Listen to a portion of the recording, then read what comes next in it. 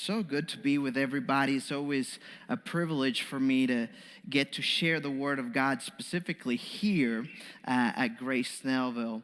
I've had the privilege of being here for the last year and a half, a little bit over a year and a half as a fellow, and have just seen wonderful things being a part of this awesome team. Y'all have a great team in terms of staff. And I want to share a little bit with you of the things that God has been doing over at Lanier. And I want to first off start with a thank you to all of y'all, because what we do at Lanier would never be possible without you partnering up with us and giving. Some of the things that have happened at Lanier have just been so mind-blowing to me. About 2 months ago, we were meeting with our team and we were asking, how can we go and say to the community, we're here and we are here for children. We're here for the next generation. And what we thought we would do is we're going to throw the best trunk or treat ever. And so we got a petting zoo, and we got people to come and do the trunks. And we were asking with the team, we were asking the Lord, give us 200 people. Somehow, Lord, let the rain come down, Lord, and bring 200 people. We didn't ask for the rain. We just wanted 200 people. But you get the imagery. And we were so excited, and we thought to ourselves, we're gonna dream big, 200. And I was just hyping up the team, and trunk or treat comes, and how things always start kind of slow, and I'm kind of like, Lord, where are you? All the trunks are there. We ended up having over 1,000 people come to our trunk or treat. And that's awesome. We were able to make some connections, but we partnered with the elementary school next to us, and they were doing the same thing on the same day at the same hour. And no coincidence, but here's the thing. After the event was done, they came over, and the PTA head person came over and said, well, I didn't know you guys were going to invite so many people. And I said, well, I didn't know y'all were going to invite so many people. This is the thing. At the very end of that conversation, she said, I know church and state don't combine, but I would love to partner up again for the community. And that's what God can do. That's what God can do. And that's what we're trying to do in the community, to partner up, to show the hands and feet of Jesus. The other thing we did, just actually Tuesday, we took a Thanksgiving meal to our police officers in the North Gwinnett area. And this is what touched me. This is what touched me. An officer that had been there for over 12 years said, no church, no people have ever come and taken their time to serve us a meal. And I've been here 12 years. I believe that we change things by acts of kindness. I believe that's Jesus' way. And I'm not trying to bring any political side or anything like that. Our church is here to be the hands and feet of Jesus in every scenario to all people. Amen. And they even gave us a shout out on their social media and said Grace Lanier came out and served us. So I want to thank you, because none of this, like I said, would be possible for us to do as a small church, as a starting church, without you partnering up with us in giving. So we want to thank you. And if you want to give to this congregation, to this home body here at Grace Snellville, they already have the slides. They're great. There's different ways that you can give. And give as the Lord leads you in your heart. Now, the passage for me tonight, this morning, I usually preach at night over at Lanier. The passage for me this morning comes from Matthew chapter 7, verse 24 to 29. Matthew chapter 7, verse 24 to 29. If you don't have a Bible, please slip your hands up and one will be given to you. Matthew chapter 7, verse 24 to 29.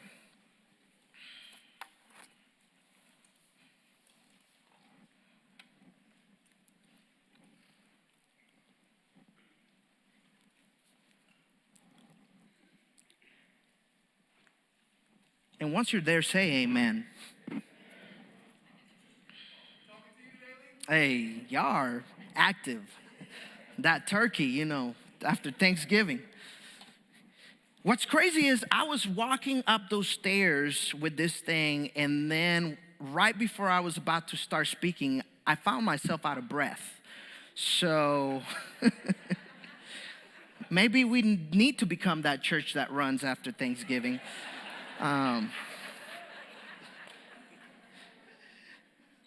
Matthew chapter 7, verse 24. Therefore, everyone who hears these words of mine and puts them into practice is like a wise man who built his house on the rock. The rain came down, the streams rose, and the winds blew and beat against that house. Yet it did not fall, because it had its foundation on the rock. But everyone who hears these words of mine and does not put them into practice is like a foolish man who built his house on the sand. The rain came down, the streams rose, and the winds blew and beat against that house, and it fell with a great crash.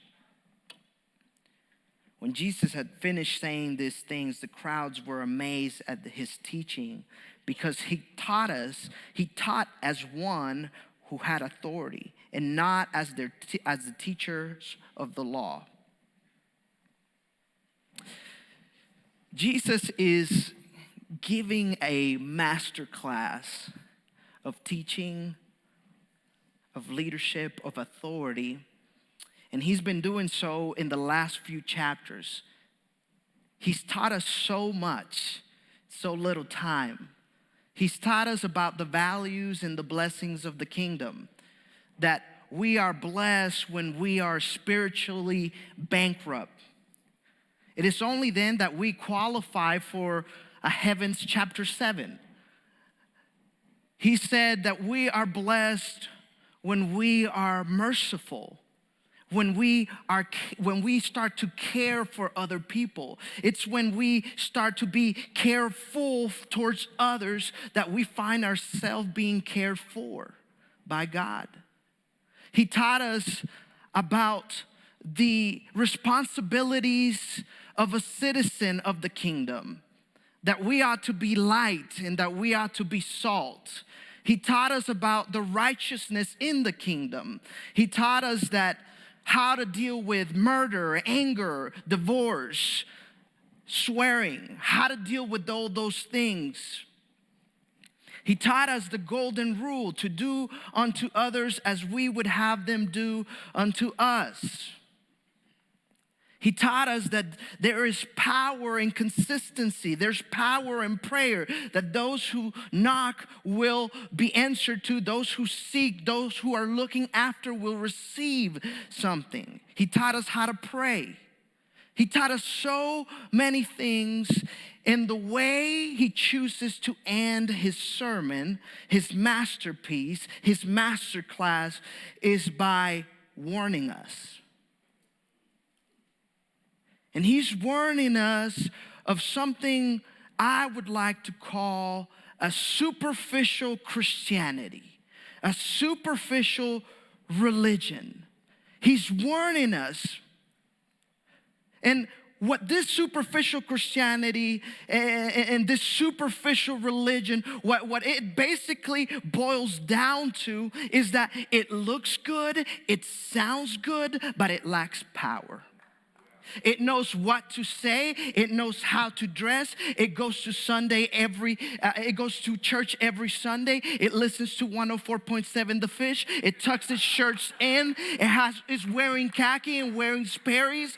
It doesn't ever curse in public, except sometimes on Sunday morning when it's late to church. It slips every now and then. You're laughing because you know it's true.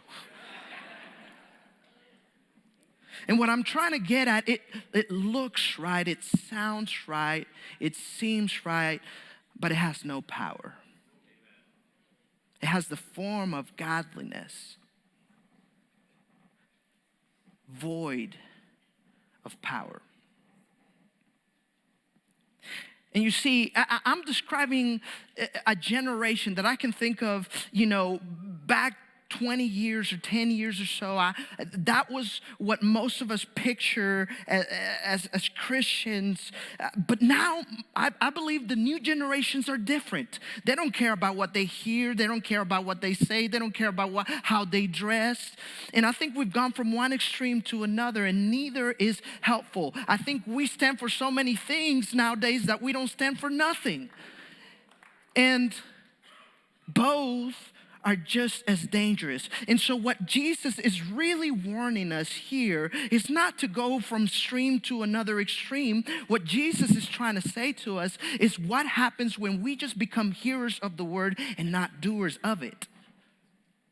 That is the warning. And he uses this amazing illustration of two men who build a house. The warning is, what happens when we become just hearers and not doers? And that's what we're going to be looking at today in the teaching. What happens when we become surface level Christians? And what happens is that we become pretenders. Jesus says we can become wolves in sheep's clothing. What happens is that we become inconsistent. When we are only hearers and not doers of the word, we become inconsistent. We become thorn bushes with artificial flowers and fruits. We advertise apples, but we deliver avocados, or however you say that word. But here's the thing, I love avocados. I just said that fruit or that vegetable with 3 different names. But anyway, I love avocados, but no matter how much I love avocados, if I'm expecting apples, I'm always gonna be disappointed. And so when we become hearers and not doers of the word, we are advertising something that we're not willing to deliver. And when we are hearers of the word and not doers of the word, we become artificial. We become artificial, just focus on the external things, like the man who built a mansion upon a sandy foundation. And this man did not think about cost. It was a mansion. He did not think about, stopping any luxury. It had a 5-car garage. It had an Olympic pool. It had all the latest accessories. It had everything except one thing, and one of the main things, he forgot about the foundation. And this is the point of my sermon. If you don't hear anything about my sermon, this is the point of my sermon. And this is what I found so interesting as I was studying the scriptures, is that no one in their right mind would be neglectful enough to build a house on a sandy foundation. And this is what's interesting to me. What no man is willing to do with a house, they're willing to do with their life. What no man is willing to do with a house, they're willing to do with their soul. And that is to build on things that won't last. That is to build on things that are fading. That's my point. And so tonight, this morning, I want to speak to you on the subject of the wise builder. What are you building that will outlast you? the wise builder. What are you building that will outlast you? In today's story, Jesus uses the example of two men. They both are building a house, which can be significant. It could mean that they're building their life. It could mean that they're building their family. It could mean that they're building their ministry. It could mean that they're building their community. Both men are building a house. Matter of fact, both men build a house. So it's not a thing of laziness. It's not one is more lazy than the other. Both finish the house.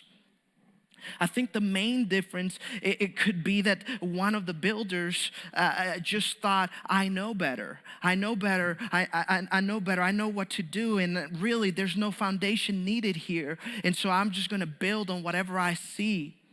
I'm going to build based on my feelings. I'm going to build based on what is working for me. I'm going to build based on what works for me and what's going to propel me to the future. Maybe that's the case. But whatever the case might be, the main difference between the wise builder and the foolish one in Luke 6 tells us this, is that the wise builder was willing to go deep, dig deep, and find a foundation.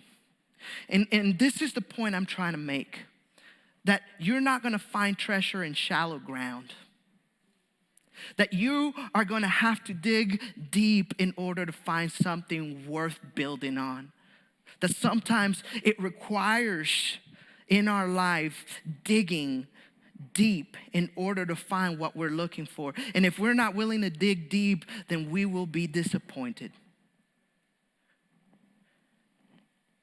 And so this man the wise builder does the important task of digging deep, and he finds a foundation, and that's the main difference. And in the story, Jesus says, this is what he's like. He's like someone who hears and does what he hears. He moves from just hearing to applying into his life.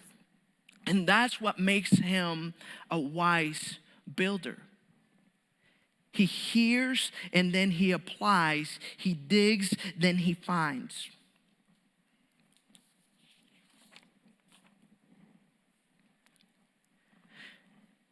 What I'm saying to you is that there are no shortcuts in the kingdom of heaven.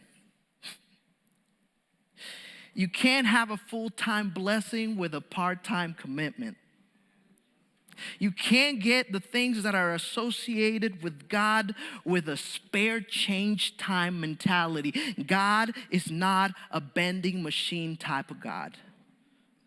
You see, shortcuts give us the illusion of propelling us forward when they're really pushing us back. And we think they're helping us reach our destination, but really they always lead to disappointment. Be careful on taking shortcuts in your life,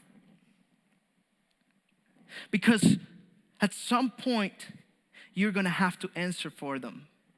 So when you are going through life and you are facing the different challenges, the different difficulties of life, you always got to think foundation. When you are in front of the screen, think foundation. When you're out of the town and nobody will know what you do and how you do or whatever, think, what foundation am I trying to build? When you are fighting and want to demean and want to pull down and want to be right, think, what foundation am I preparing? When things get difficult and the easy way is there, think foundation. You gotta think foundation when you're raising your kids. You gotta think foundation when you are in your marriage. You gotta think foundation when you're in your neighborhood, because here's the reality, and I want you to get this. The reality is that the choices you make today will build the foundation you live with tomorrow. The choices, I'm preaching better than y'all are letting on now. The choices you make today will determine the foundation you get to live, your family gets to live, others gets to live tomorrow. And so, what choices you make matter. It matters how you view life. And you're either building towards that foundation, or you're destroying it. And so I love the way Eugene Peterson writes it. Now, Eugene Peterson is one of my heroes. I love this guy. I read him all the time. He wrote the Message Bible. If you have not read any books by Eugene Peterson, you need to. It might be required to enter the gates. But all I'm going to say is what he says in the Message Bible. I love this. I love this. And listen to this. And I hope do we have the slide for that? This is what he says. He says, don't look for shortcuts to God. Oof. This is how I write my sermons. I read one thing and then I sit for it for half an hour and I let it wreck me. Don't look for shortcuts to God. The market is flooded with surefire, easygoing formulas for successful life that can be practiced in your spare time. This is the question that I ask my church. Are you spare time Christians? Don't fall for that stuff. Even though crowds of people do, the way to life, the way to God is vigorous and requires total attention. We can pack and go home. I remember being in college, some of the worst years of my life. I was a biology major, and I wanted to be a doctor, so it was gonna look good for me to be a biology major and a chemistry minor, until I enrolled in a class called analytical chemistry. Analytical chemistry is about, who knows, I don't remember. All I remember is that it had a ton of math, and your boy's not good at math. 7th grade came about and they added letters to numbers, and that's when they lost me. And anyway, I'm in college, I'm trying to figure it out. Analytical chemistry's there. I'm failing. And I'm trying to figure out a way to pass without cheating. And so I go and I bring a counsel. Counsel's always good. I bring counsel of friends and I'm like, hey, how are you guys doing so good in this class? What do y'all do? And they introduced me to the thing that helped me pass college. It is called CHEGS. And I don't know if you know about CHEGS. And if you're a parent, you probably don't know about it, but you're paying for it. CHEGS is this online homework help thing where you go in and you type in the problem that you have. Like, for example, like, why does an apple drop at 9.8, whatever. And it gives you the explanation and it gives you the answer. So I was like, gosh, this is the answer to all my prayers. I found Chegg and I started just doing all of my homework, because in this analytical chemistry class, 5% was homework and then 80% was tests. There was 4 tests and then the rest was just homework and then 1 project.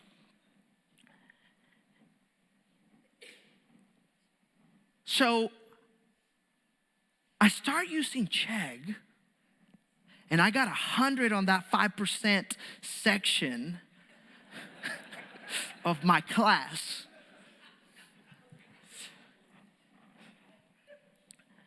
But what I realized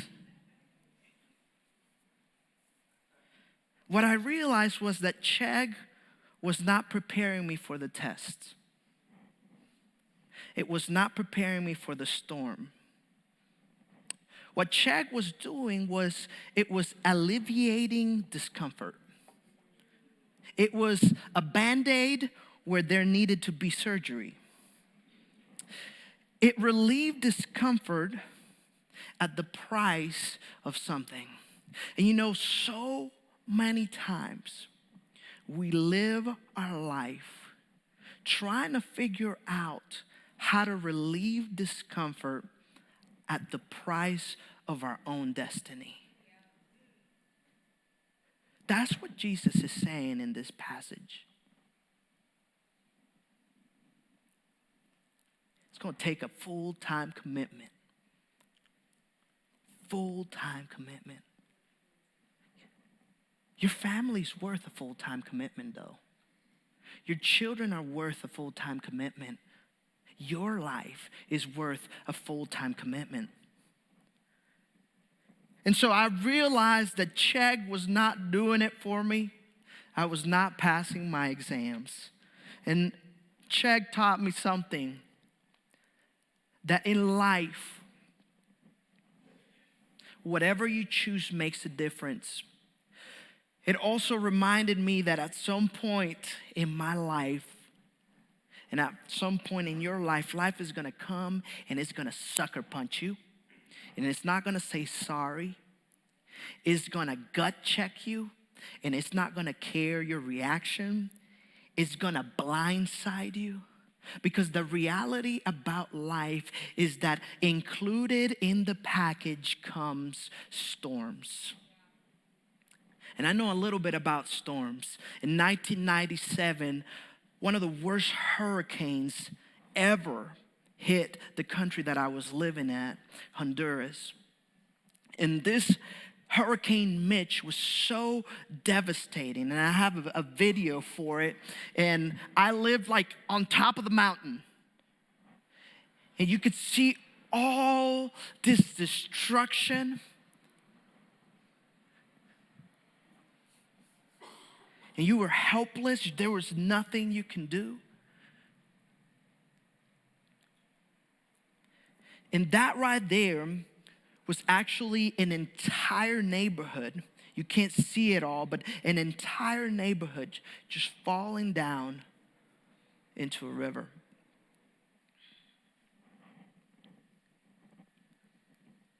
It devastated Honduras. It devastated everything. I remember being without water and food for about a month. Running water. We had food to drink and food to eat. But we didn't have running water, and new fresh product was not coming into the country. It was devastating. I remember that in some holes that the water filled up, people would go and shower for about a month, and I would just be like, I'm not gonna go shower in that nasty water. But it was crazy. It was crazy. It was crazy. And I think that for the last 2 years, the world has been shaken up through a different type of storm that has devastated, that has destroyed. I think that the last 2 years, this storm has shown that something's wrong with our foundations. You see, lives are shattering. Suicide in teens is like up the roof. Families are breaking apart. There's racial, cultural, and political division. And I believe that more than ever, as a church, we need to stand firm. As people who are followers of Christ, followers of the way, we need to stand firm for the sake of our family, for the sake of the next generation, for the sake of the people who are watching.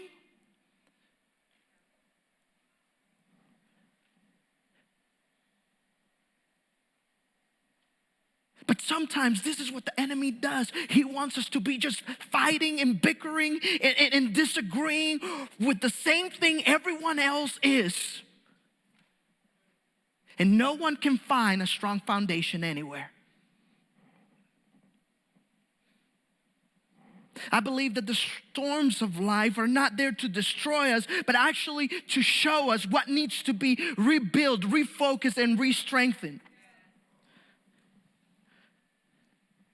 Peter, one of the followers of Jesus, one of the disciples of Jesus, is about to go into a storm. In Luke 22:31, I want to read the passage, and then I want to quickly go to my next point. But Peter, he says, Jesus is speaking to Simon. He says, Simon, Simon, behold, Satan has demanded to have you, that he might sift you like wheat. But I pray for you, Simon, that your faith may not fail. Now, I put myself in the shoes of Simon. Let's exchange Simon for the name of Lee.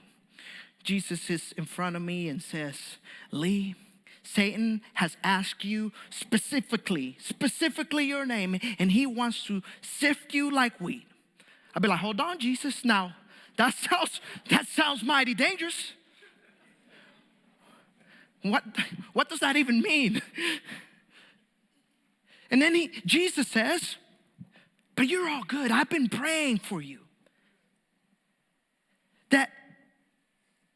That your faith may endure. That your faith may prevail. And I don't know about you, maybe I'm not as good as a Christian as all of you guys are, but I will be like, Jesus, hold on, wait a minute. Now, nobody's got time for that. How about we move the sifting away altogether and we just, have a worship service or something, because I ain't trying to live through all that. Now, I remember you being the type of God that can move the winds, that can shut the winds and the waves. Just move this storm away. But this is the lesson. This is the lesson in between the storm. First, sometimes there are some storms in your life that are not meant to be stopped, because sometimes your faith must be tested. You don't know what type of fighter you are until you're in a fight. You don't know what type of faith you have until you are in a storm. You don't know what God is trying to build inside of you until you go through reconstruction. And I'm here to tell somebody here tonight, this morning, I'm here to tell somebody here this morning that is going through a storm to stop asking Jesus to prevent something that's there to prepare you. Let me say that again. Stop asking for Jesus to prevent something that's there to protect you. I messed up. That is there to prepare you. It's there to prepare you. It's there to prepare you. Because if you can trust in the promise of God, you better trust in the path He set as well. That I'm gonna say it one more time, because somebody, if you can trust in the promises of God, you better trust in the path of God. It might take you to a cross. It might take you to a desert. It might take you to something unexpected, something that you don't want, but it is there to prepare you to the eternal purposes of God. You might not be able to see it. You might not be able to understand it, but it's preparing you for something greater than what you can think of or imagine. Say to your neighbors, preparing time. It's preparation time. Yes. It's preparing me. The storms are preparing me to trust. The storms are preparing me to seek. The storms are preparing me to pray. The storms are preparing me to rely, to figure out who is my maker, to figure out who is my giver, to figure out who my help comes from. I look up into the hills. Where does my help come from? If it wasn't for the storm, I would have never sat after nothing. If it wasn't for the storm, I never would have bent my knees. The storms are there to prepare you and me to seek out, to trust, to believe, and to be strong and firm while the world is coming down. Amen? Yeah, I'm excited. It's preparation time.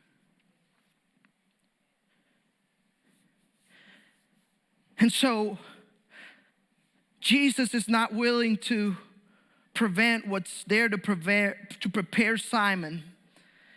And so he says, I pray for you, Simon, that your faith may not fail.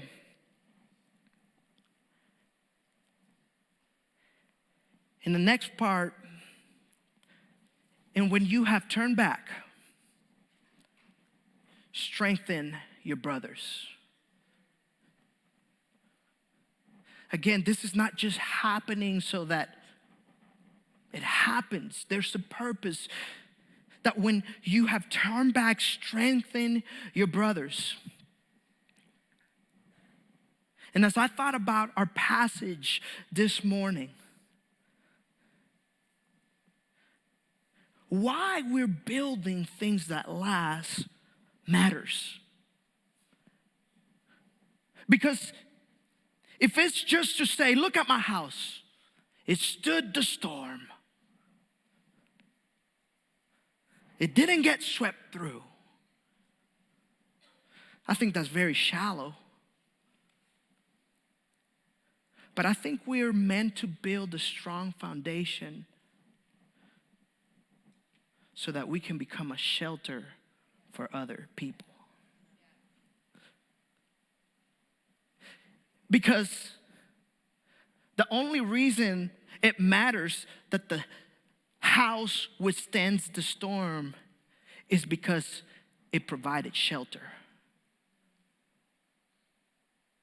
And so this morning,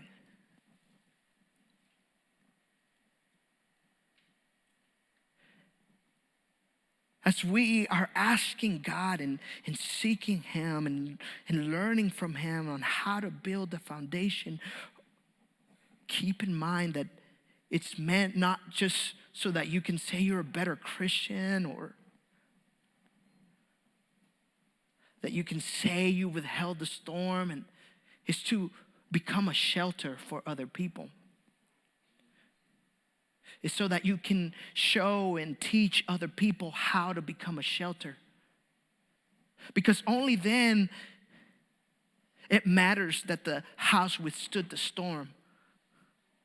Are you picking up what I'm laying down? Is this helping anybody? I just feel like I lived my life so many times just wanting to be better and just wanting to do more and I missed the point that I'm building this foundation so that I can be a shelter to Sophia, my daughter. So that I can be a shelter and a strong place for my wife. So that I can be a shelter and a strong place for the people around me. That if that's not my end goal, none of this matters. If knowing more scripture or having a bigger church or whatever, all those things are sandy foundations. And it's going to take a total commitment. But it's so worth it, and it's going to be hard. I'm giving it to you straight. It's going to be hard. It's going to be difficult. But it's worth it. And only then can we truly see life the way it was meant to be seen. Only then can we really experience that life in abundance. I'll have the band come on up, because there's only one way that I've learned to build my foundations. And that's not by trying more. That's not by coming up with a list of what I need to do and not do. The only way I've known to build my foundation, the foundation in my life, has been through getting on my knees, getting in the presence of God and asking Him to change me. And I don't know how it works. And I mess up a ton of times. I'm like, I'm not going to scream anymore. I'm not going to be angry anymore. Build that foundation, Lord.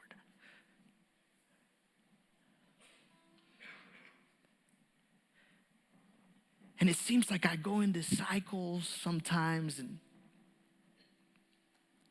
But every time I get on my knees and I ask God, just make me somebody different. I think that's the first step. And I don't know about you, but I just want to be a mirror of Jesus in this world. There's only so much time that we have in this life, and I want to mirror Jesus specifically to my little daughter and to my wife. And I want to mirror Jesus to the people that are looking. I want to mirror Jesus to people that don't agree with me. I want to mirror Jesus to people that don't know me. And I believe that the first step, the last step, the middle step is getting on our knees and just saying, God, make me what you need to make me. I am here, God. And so as my last point in my sermon, I want to do that with you, to go to God and just say, make me a sanctuary, God. This song is an old song. You might not know it, but it's so easy to catch on. But if this is the desire of your heart, I would ask that you would sing it alongside us.